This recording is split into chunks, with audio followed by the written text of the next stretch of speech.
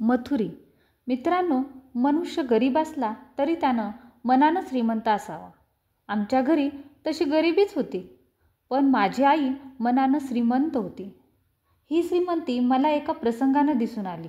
आमच्या घरी मथुरी नावाची एक कांडपीण होती. ती उखळात भात घालून ते मुसळानं कांडून तांदूळ करण्याचं काम करी. घरोघरी अशा कांडपिणी ठरलेल्या असत व त्या वंशपरंपरेने हे काम करीत. आमच्याकडे अशा 2-3 कांडपिणी होत्या. एक होती मथुरी. मथुरीचा मुलगा शिवराम हा झाडलोटीचं काम करायचा. तो लहान होता, 10-12 वर्षांचा असेल. मथुरी उन्हाळ्याच्या दिवसात आम्हा मुलांना पिकलेली करवंद, आळूसारखी गोड फळं आणून द्यायची. गरीब माणसं नेहमी कृतज्ञ असतात. कधी पानं, कधी फुलं, कधी फळं देऊन मनातील कृतज्ञता प्रकट करतात. एके दिवशी मथुरी कामाला आली नाही. तिला ताप आला होता. म्हणून तिनं बदली दुसरी कांडपीण पाठवली.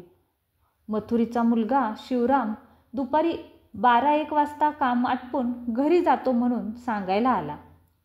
तेव्हा माझ्या आईनं त्याला थांबवून केळीच्या पानात गरम भात व लोणच्याची फोड बांधून दिली.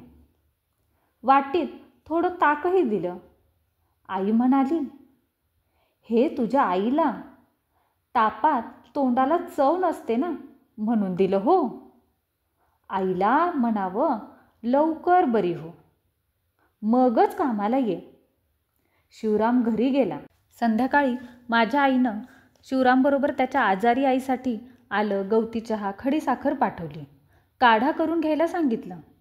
शिवराम घरी गेला. त्यानं सारं श्यामच्या आईनं दिल्याचं सांगितलं. त्यावर मथुरी म्हणाली, "देव माणूस आहे माऊली, साऱ्यांची काळजी आहे तिला." तिनं गरम भात खाल्ला, काढा घेतला. दुसऱ्या दिवशी मथुरीचं डोकं दुखत होतं म्हणून सुंठ पाठवली. काही दिवस रोज असं चाललं आणि मथुरी बरी झाली. कामावर यायला लागली. ती अशक्त झाली होती म्हणून माझी आई दुपारी आमच्याबरोबर मथुरीलाही जेवायला वाढायची. आईच्या या वागण्यानं मथुरीच्या चेहऱ्यावर कृतज्ञतेचा भाव दिसायचा.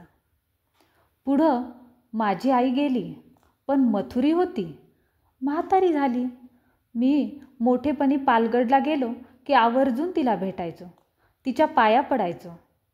तेव्हा ती म्हणायची, "श्यामदादा, कांडपिणीच्या पाया कशाला पडता? आज तुमची आई असती तर तिनं लग्नाशिवाय तुम्हाला राहू दिलं नसतं." अशी माझी आई आणि अशी मथुरी.